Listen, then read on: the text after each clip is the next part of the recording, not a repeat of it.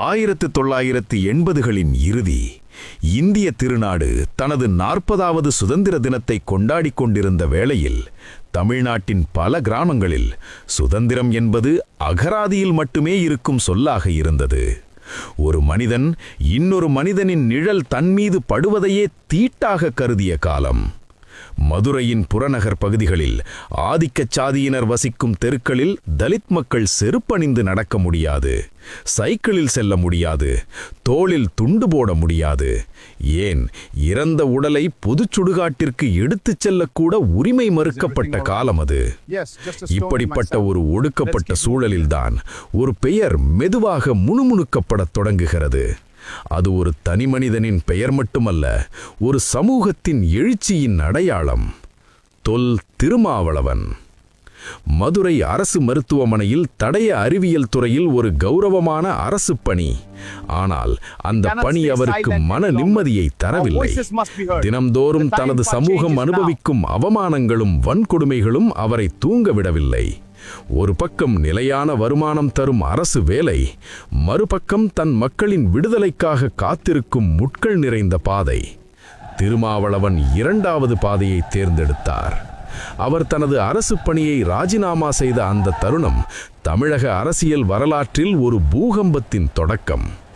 அடங்கமறு, அத்துமீறு என்ற அந்த 4 சொற்கள் வெறும் முழக்கங்கள் அல்ல, அவை பல நூற்றாண்டுகளாக மௌனிக்கப்பட்ட ஒரு சமூகத்தின் எரிமலை வெடிப்பு.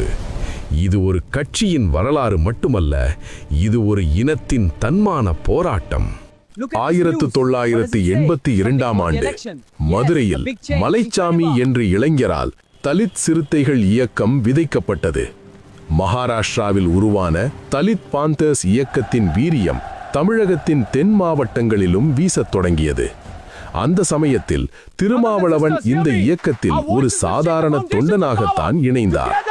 1989இல் மலைச்சாமியின் திடீர் மறைவு அந்த இயக்கத்திற்கு ஒரு பெரிய இடைவெளியை ஏற்படுத்தியது. அப்போதுதான் தலைமை பொறுப்பு திருமாவளவனிடம் வருகிறது. அவர் இயக்கத்தின் பெயரை விடுதலை சிறுத்தைகள் என்று மாற்றுகிறார். நீல நிற கொடியில் அசோக சக்கரத்திற்கு பதிலாக சிறுத்தையின் உருவத்தை ஏந்தி ஒரு புதிய போர்க்குணமிக்க அரசியலை முன்னெடுத்தார். 1990களின் ஆரம்பம் தமிழக வரலாற்றில் மிக கொந்தளிப்பான காலம். தென் மாவட்டங்களில் சாதிய மோதல்கள் இரத்த ஆறாக ஓடிக்கொண்டிருந்தன. கொடியங்குளம் வன்கொடுமை முதல் மேலவளவு படுகொலை வரை ஒவ்வொரு முறையும் ஒடுக்கப்பட்ட மக்கள் தாக்கப்பட்ட போது திருமாவளவன் அங்கே முதல் ஆளாக நின்றார். முன்பெல்லாம் தலித் மக்கள் தாக்கப்பட்டால் அவர்கள் காவல் நிலையத்திற்கு சென்று புகார் அளித்துவிட்டு நீதி கிடைக்கும் வரை காத்திருப்பார்கள். ஆனால் விடுதலை சிறுத்தைகளின் வருகைக்கு பிறகு இது மாறியது. பாதிக்கப்பட்ட இடத்திற்கு போய் நில்லு, திருப்பி அடிப்பதல்ல தற்காப்பு, நம் உரிமையை நிலைநாட்டுவதே தற்காப்பு என்ற நிலை உருவானது. இந்த காலகட்டத்தில் திருமாவளவன் ஆற்றிய உரைகள் வரலாற்று சிறப்பு மிக்கவை. அவர் வெறும் உணர்ச்சியை தூண்டவில்லை, மாறாக அம்பேத்கரின் தத்துவங்களையும் பெரியாரின் சமூக நீதியையும் பாமர மக்களுக்கும் புரியும் வகையில் கொண்டு சென்றார். வட தமிழகத்தில், குறிப்பாக கடலூர், விழுப்புரம், பெரம்பலூர் மாவட்டங்களில் விடுதலை சிறுத்தைகள் இயக்கம் அசுர வேகத்தில் வளர்ந்தது. இதற்கு காரணம் அங்கு நிலவிய நிலப்பிரபுத்துவ முறை. தலித் மக்கள் விவசாய கூலிகளாக மட்டுமே நடத்தப்பட்டனர். அவர்களுக்கு சொந்தமாக 1 சென்ட் நிலம் கூட இருக்கக்கூடாது என்பதில் ஆதிக்க சக்திகள் உறுதியாக இருந்தன. விசிக முன்னெடுத்த நில மீட்பு போராட்டங்கள் தமிழக அரசியலில் ஒரு புதிய அதிர்வை ஏற்படுத்தின. பஞ்சமி நிலங்களை மீட்பது குறித்து பேசிய முதல் இயக்கம் இதுதான். நிலம் என்பது வெறும் சொத்தல்ல, அது ஒரு சமூகத்தின் அதிகாரம் என்பதை திருமாவளவன் உரக்கச் சொன்னார். இதன் விளைவாக 1990களின் இறுதியில் தமிழகத்தின் தவிர்க்க முடியாத சக்தியாக விடுதலை சிறுத்தைகள் உருவெடுத்தனர். ஆனால் ஒரு கேள்வி அப்போது எழுந்தது. வீதியில் போராடும் இந்த இயக்கம் சட்டமியற்றும் சபைக்கு செல்லுமா, அல்லது வெறும் போராட்ட இயக்கமாகவே நின்றுவிடுமா? 1999ஆம் ஆண்டு இந்திய நாடாளுமன்ற தேர்தல் நெருங்கிக் கொண்டிருந்தது. அதுவரை தேர்தல் என்பது ஆதிக்கச் சாதியினரின் சூதாட்டம், நாம் அதில் பங்கேற்கக்கூடாது என்று தேர்தல் புறக்கணிப்பு பாதையில் இருந்த விசிக ஒரு முக்கியமான முடிவை எடுத்தது. திருமாவளவன் உணர்ந்தார், நாம் எவ்வளவுதான் வீதியில் போராடினாலும் சட்டங்கள் இயற்றப்படும் இடத்தில் நம் பிரதிநிதி இல்லை என்றால் நம் போராட்டங்கள் முழுமை பெறாது. இதற்காக அவர் சந்தித்த விமர்சனங்கள் ஏராளம். கொள்கையை அடகு வைத்து விட்டார் என்று ஒரு தரப்பு சொன்னது. ஆனால் அவர் உறுதியாக இருந்தார். தமிழ் மாநில காங்கிரஸ் கட்சியின் தலைவர் ஜி.கே. மூப்பனாருடன் கூட்டணி அமைத்தார். தலித் அரசியலும் திராவிட அரசியலும் கைகோர்த்த தருணம் அது. 1999 தேர்தலில் சிதம்பரம் மற்றும் தென்காசி தொகுதிகளில் விசிக போட்டியிட்டது. திருமாவளவன் சிதம்பரம் தொகுதியில் போட்டியிட்ட போது அவருக்கு எதிராக பல முட்டுக்கட்டைகள் போடப்பட்டன. அவர் தலித் அல்லாத வாக்குகளை பெறக்கூடாது என்பதற்காக சாதிய உணர்வுகள் தூண்டப்பட்டன. அந்த தேர்தலில் அவர் தோல்வியுற்றாலும் அவர் பெற்ற வாக்குகள் தமிழகத்தையே திரும்பி பார்க்க வைத்தன. 1,00,000க்கும் அதிகமான வாக்குகளை பெற்று விசிக ஒரு வலுவான வாக்கு வங்கி என்பதை நிரூபித்தது. 2001 சட்டமன்ற தேர்தலில் திமுக கூட்டணியில் மங்களூர் தொகுதியில் போட்டியிட்டு முதன்முறையாக சட்டமன்ற உறுப்பினரானார் திருமாவளவன். அந்த தருணம் மிகவும் உணர்ச்சிகரமானது.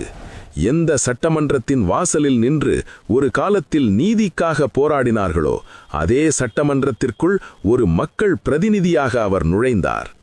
சட்டமன்றத்தில் அவர் ஆற்றிய உரைகள் ஒவ்வொன்றும் தரவுகளால் நிறைந்தவை. வெறும் தலித் பிரச்சனைகளை மட்டும் பேசாமல் தமிழகத்தின் வாழ்வாதார பிரச்சனைகளான காவிரி நீர் விவகாரம், முல்லை பெரியாறு, ஈழத் தமிழர் பாதுகாப்பு என பன்முகத்தன்மையோடு பேசினார். ஈழப் போரின் இறுதி நாட்களில் 2009 திருமாவளவன் மேற்கொண்ட உண்ணாவிரத போராட்ட காட்சிகள். விடுதலை சிறுத்தைகளின் அரசியல் என்பது வெறும் சாதிய அடையாளத்திற்குள் சுருங்கிவிடவில்லை. அவர்கள் தமிழ் தேசியம் என்ற கருத்தாத்தத்தை அம்பேத்கரியத்தோடு இணைத்தனர். 2009 ஈழத்தில் போர் உச்சகட்டத்தில் இருந்தபோது திருமாவளவன் மேற்கொண்ட சாகும் வரை உண்ணாவிரத போராட்டம் அவரை ஒரு உலகளாவிய தமிழ் தலைவராக மாற்றியது. 2010க்கு பிந்தைய காலம் விடுதலை சிறுத்தைகளுக்கு ஒரு அக்னி பரீட்சை. தேர்தல் அரசியலில் நிலைத்து நிற்க வேண்டுமானால் பெரும் கட்சிகளுடன் கூட்டணி அமைக்க வேண்டிய கட்டாயம். ஆனால் அதே சமயம் தனது தனித்துவமான கொள்கைகளை விட்டுக் கொடுக்க கூடாது என்ற நெருக்கடி. 2011 சட்டமன்ற தேர்தலில் திமுக கூட்டணியில் போட்டியிட்ட விசிக கடுமையான தோல்விகளை சந்தித்தது. ஆதிக்க சாதியினரின் ஒருங்கிணைப்பு மற்றும் கட்சிக்கு எதிரான பொய் பிரச்சாரங்கள் கிராமப்புறங்களில் தீவிரமடைந்தன. விசிக என்பது வன்முறை கட்சி என்ற பிம்பத்தை உருவாக்க சில சக்திகள் முயன்றன. ஆனால் திருமாவளவன் சளைக்கவில்லை. அவர் தனது தொண்டர்களுக்கு ஒரு கட்டளையிட்டார்: நமது ஆயுதம் அறிவு, நமது பாதை ஜனநாயகம். 2016 மக்கள் நலக் கூட்டணி உருவான தருணம். வைகோ, ஜி. ராமகிருஷ்ணன், முத்தரசன் மற்றும் திருமாவளவன் கைகோர்த்து நிற்கும் வரலாற்று புகைப்படம். 2016 தேர்தல் தமிழக அரசியலில் ஒரு மைல்கல். திமுக, அதிமுக ஆகிய இரு திராவிட கட்சிகளுக்கும் மாற்றாக ஒரு மூன்றாவது அணியை உருவாக்க விசிக முன்னின்றது. மக்கள் நல கூட்டணி உருவானது. இது ஒரு தோல்வியடைந்த முயற்சியாக பார்க்கப்பட்டாலும் தலித் அரசியல் என்பது வெறும் வாக்கு வங்கிக்காக மட்டுமல்ல, அது ஒரு மாற்று அரசியலுக்கான விதை என்பதை திருமாவளவன் நிரூபித்தார். அந்த தேர்தலில் விசிக ஒரு இடத்தை கூட வெல்லவில்லை என்றாலும் சுமார் 10 லட்சம் வாக்குகளை பெற்று தனது பலத்தை உறுதிப்படுத்தியது. 2017க்கு பிறகு RSS மற்றும் பாஜகவுக்கு எதிரான விசிகவின் போராட்டங்கள், தேசத்தை காப்போம் மாநாட்டு திடல்கள். தமிழகத்தில் பாஜக காலூன்ற முயன்றபோது அதற்கு முதன்மையான தத்துவார்த்த எதிர்ப்பை விசிக வழங்கியது. சனாதன தர்மம் மற்றும் மனுஸ்மிருதி குறித்த திருமாவளவனின் உரைகள் தேசிய அளவில் விவாதிக்கப்பட்டன. அவர் வெறும் தலித் தலைவராக பார்க்கப்படாமல் மதச்சார்பின்மையின் பாதுகாவலராக உருவெடுத்தார். இஸ்லாமிய மற்றும் கிறித்தவ சிறுபான்மையினர் விசிகவை தங்களின் பாதுகாப்பான அரணாக கருதத் தொடங்கினர். 2019 நாடாளுமன்ற தேர்தல். விசிகவிற்கு ஒதுக்கப்பட்ட சின்னம் பானை. ஒரு காலத்தில் தேர்தல் ஆணையத்தால் அங்கீகரிக்கப்படாத ஒரு கட்சிக்கு ஒரு சின்னம் எப்படி ஒரு சமூகத்தின் அடையாளமாக மாறும் என்பதற்கு பானை ஒரு சாட்சி. திருமாவளவன் சிதம்பரம் தொகுதியிலும் எழுத்தாளர் ரவிக்குமார் விழுப்புரம் தொகுதியிலும் களம் கண்டனர். குறிப்பாக சிதம்பரத்தில் வாக்கு எண்ணிக்கை நடந்த அந்த இரவு ஒரு த்ரில்லர் திரைப்படத்தை போல இருந்தது. வெறும் 3000 வாக்குகள் வித்தியாசத்தில் திருமாவளவன் வெற்றி பெற்றபோது அது ஒரு தனிமனிதனின் வெற்றி அல்ல, ஒட்டுமொத்த தலித் அரசியலின் மறுமலர்ச்சியாக பார்க்கப்பட்டது. நாடாளுமன்றத்தில் திருமாவளவனின் ஆங்கில உரைகள் வட இந்திய தலைவர்களையும் கவனிக்க வைத்தன. அம்பேத்கரின் கருத்துக்களை அவர் நாடாளுமன்ற அவையில் முழங்கிய போது ஒடுக்கப்பட்ட மக்களின் குரல் டெல்லியின் அதிகார மையங்களில் அதிர்ந்தது. 2024 தேர்தல் ஒரு புதிய வரலாற்றை எழுதியது. தலித் கட்சி பொது தொகுதிகளில் ஜெயிக்க முடியாது என்ற பிம்பத்தை விசிக உடைத்து எறிந்தது. திருமாவளவனும் ரவிக்குமாரும் லட்சக்கணக்கான வாக்குகள் வித்தியாசத்தில் வெற்றி பெற்றனர். இது தமிழக அரசியலில் தலித் மக்களுக்கான சமூக ஏற்பு, சோஷியல் அக்செப்டன்ஸ் அதிகரித்திருப்பதை காட்டியது. மதுரையின் ஒரு சிறிய தெருவில் தொடங்கிய பயணம் இன்று இந்திய நாடாளுமன்றத்தின் இருக்கை வரை வந்து நிற்கிறது. இறுதி திருப்பம், த ட்விஸ்ட் அல்லது ஐரணி. இன்று விடுதலை சிறுத்தைகள் கட்சி ஒரு மிகப்பெரிய ஜனநாயக சக்தியாக வளர்ந்துவிட்டது. ஆனால் முரண் என்னவென்றால், எந்த சாதிய அடுக்குகளை தகர்க்க திருமாவளவன் அரசியலுக்கு வந்தாரோ அதே சாதிய அடுக்குகள் இன்று டிஜிட்டல் வடிவில் உருமாறியுள்ளன. சமூக ஊடகங்களில் இன்றும் தலித் இளைஞர்கள் மீதான வன்மம் குறைந்தபாடில்லை. அதிகாரம் கைக்கு வந்தாலும் மன மாற்றம் என்பது இன்னும் நீண்ட தூரத்தில் உள்ளது. வரலாற்று பாடம். விடுதலை சிறுத்தைகளின் வளர்ச்சி நமக்கு சொல்லும் பாடம் இதுதான். ஒரு சமூகத்தை தாழ்த்தி வைப்பதன் மூலம் நீங்கள் அந்த சமூகத்தை அழித்துவிட முடியாது. மாறாக நீங்கள் அவர்களை இன்னும் வலிமையான போராட்டக்காரர்களாக மாற்றுகிறீர்கள். எதிர்கால தலித் அரசியல் என்பது வெறும் இடஒதுக்கீட்டை பற்றியது மட்டுமல்ல, அது இந்த தேசத்தின் அதிகாரத்தை பகிர்ந்து கொள்வதை பற்றியது.